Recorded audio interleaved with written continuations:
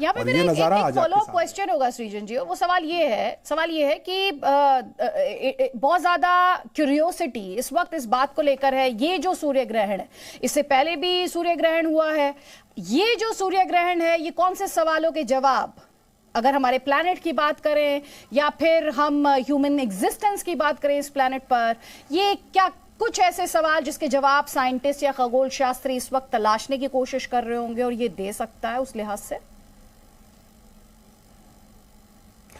देखिए, कोई भी ये ऑब्वियसली एक बहुत ही रेयर फिनोमेना है, तो साइंटिफिक एंगल से हम इसको स्टडी करते हैं, इसका इम्पैक्ट क्या होता है किसी लाइफ फॉर्म पे या इन सब चीज़ों पे हमने स्टडी किया है। कुछ ऐसा कोई बहुत विशिष्ट हमें परिणाम नहीं मिला कि इससे कोई लाइफ पे बहुत फर्क पड़ता है। लेकिन नेवरदिलेस पृथ्वी, जैसा मैंने आपको बोला, एक सिर्फ दो ही ऐसे ग्रह हैं, बृहस्पति और पृथ्वी, जहां पर ये अक्सर होता है, बाकी सब पे बहुत कम कम होता है या होता ही नहीं है। इसलिए ये एक इम्पॉर्टेंट मोमेंट होता है किसी भी प्लैनेट के लिए कि उसके सूर्य को उसका सैटेलाइट, यानी हमारा मून, हमारा सैटेलाइट है, वो उसके ढक दे। ये एक बहुत ही विरला मोमेंट होता है। लेकिन आगे चल के जब हम और प्लैनेट्स पे रहेंगे, शायद उस परिदृश्य अगर हम देखें तो इसको स्टडी करना आवश्यक हो जाता है, क्योंकि कुछ ऐसे प्लैनेट्स भी होंगे जहां पे बार बार, जैसे बृहस्पति, जहां पे बार बार आपको सूर्य ग्रहण होता रहेगा, तो उसको स्टडी करना आवश्यक है। इस अगर कॉन्टेक्स्ट में आप मुझे को 1 मिनट और दें तो मैं आपको एक बड़ी अच्छी रोचक कथा सुनाता हूं जो मैंने किताब में अपनी लिखी थी, और इसलिए वो इंपॉर्टेंट है क्योंकि आपने उसके बारे में क्यों जाना चाहिए, ये इंपॉर्टेंट है। ये इस कहानी सिखाएगी आपकी सत्य कहता है। 1504 की बात है, फरवरी 1504।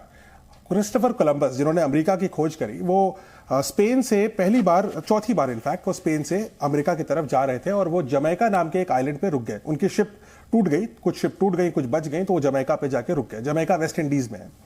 वहां पर जो मूल निवासी थे, जिनको आरावाक बोलते थे, वो मूल निवासी उनको पसंद नहीं करते थे, वो उनको मार भगाना चाहते थे, और अगर मार भगाते तो शायद यूरोपियंस कभी भी अमेरिका पे कब्जा ना कर पाते।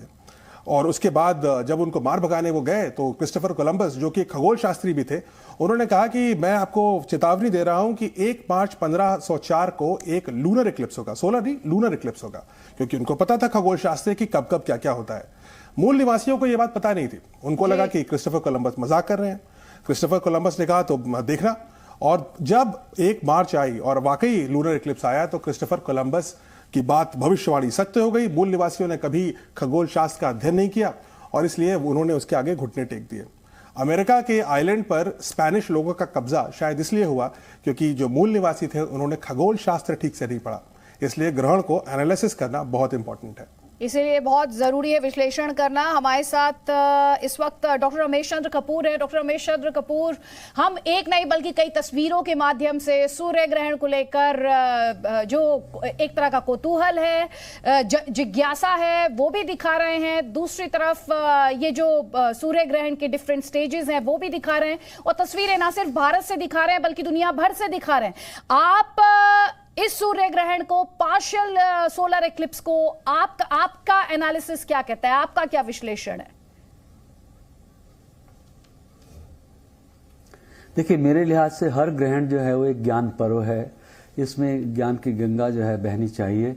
स्कूल में जो है डिबेट्स होनी चाहिए। स्कूल के टीचर्स बच्चों से कहें कि भाई तुम लोग पिनहोल कैमरा बनाओ, जिसका सबसे अच्छा होगा उसको इनाम मिलेगा। इस तरह से जो है अवेयरनेस जो है वो फैलनी चाहिए लोगों के सामने।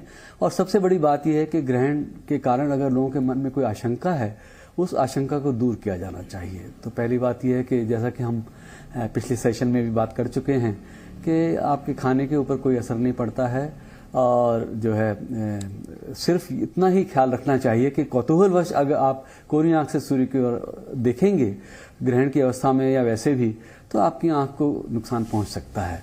तो मेरे पास जैसे एक ये ऐसे गॉगल्स हैं, और ये इसमें एक माइलर फिल्म लगी है ND+5 की, तो सूर्य की रोशनी को करीब 1 लाख गुना कम कर देती है।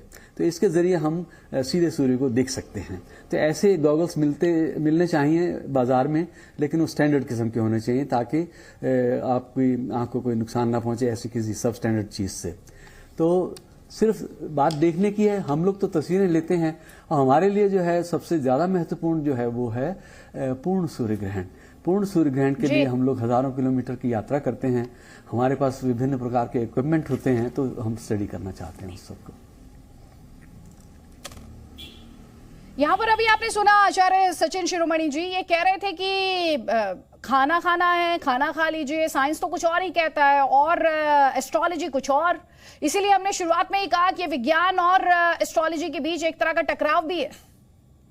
देखिए, वैज्ञानिक घटना है, खगोलीय घटना है, हम इसे मान सकते हैं, लेकिन इस आधार पर यह कह देना कि आप इस समय खाना खा लीजिए, क्योंकि सूर्य जो है आत्मा का कारक है, सूर्य आपके स्वास्थ्य का कारक है, और यही सूर्य जब ग्रसित होता है और यही सूर्य पर जब ग्रहण लगता है, माना कि एक खगोलीय घटना है, नो डाउट, कोई संशय नहीं है, लेकिन इस दौरान थोड़ा सा समय रुक के और आप खाना खाने से बचें तो यह आपके स्वास्थ्य के लिए बेहतर हो सकता है।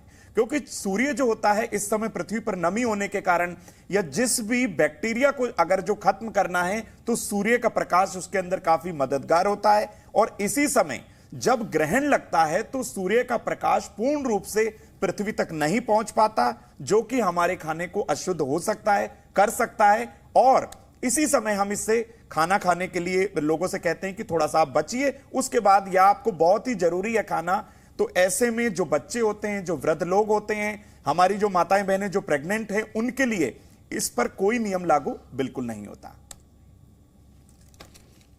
आचार्य गोविंद वल्लभ जोशी जी, खाना खाना है नहीं खाना है, साइंस का व्यू पॉइंट अलग है यहाँ पर और एस्ट्रोलॉजी का व्यू पॉइंट अलग है, तो टकराव तो दोनों में है। अदिति जी बहुत रोचकता आ रही है, बहुत आनंद भी आ रहा है। देखिए, इस बात पर मुझे बिल्कुल कहने में कोई एतराज नहीं है कि आज हमारी जो शिक्षा पद्धति में कुछ पहले भी लोग थे जो कॉन्वेंट से पढ़ के गए, वहाँ से वो हमारे भारतीय सभ्यता को हर जगह किसी प्राचीन गणित को, प्राचीन परंपरा को नकारना एक धर्म ही बन जाता है।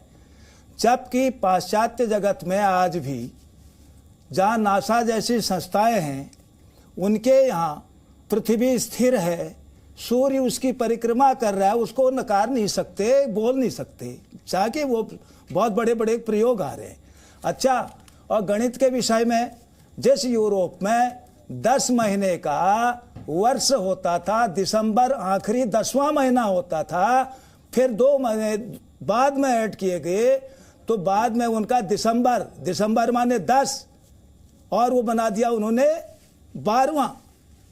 तो ये ऑक्ट माने 8, लेकिन कहेंगे 8 और महीना है 10।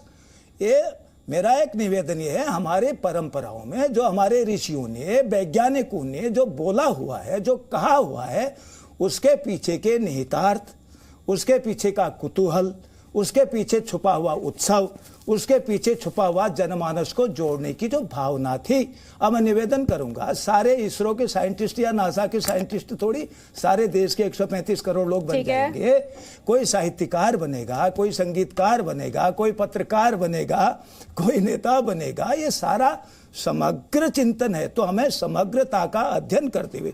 अच्छा, एक बात बताइए, भोजन करो भोजन करो, भैया जी इतना जोर भोजन में क्यों दे रहे हो? हमारे यहाँ तो उपवास करने से पेट की शुद्धि होती है ना। 30 दिन तक रमजान के रोजे भी रहते हैं, निर्जला की एकादशी भी होती है, सारा।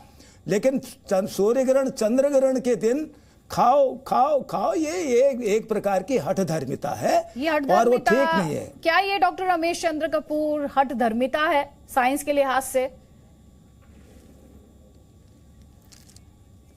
देखिए, हमारा प्रयास जो है इस बारे में अगर कोई भ्रम है वो दूर करने का है, सिर्फ उतनी ही बात हमने कही है। इसके अलावा जो है लोगों की अपनी चॉइस है, वो जो मर्जी करना चाहते हैं वो करें।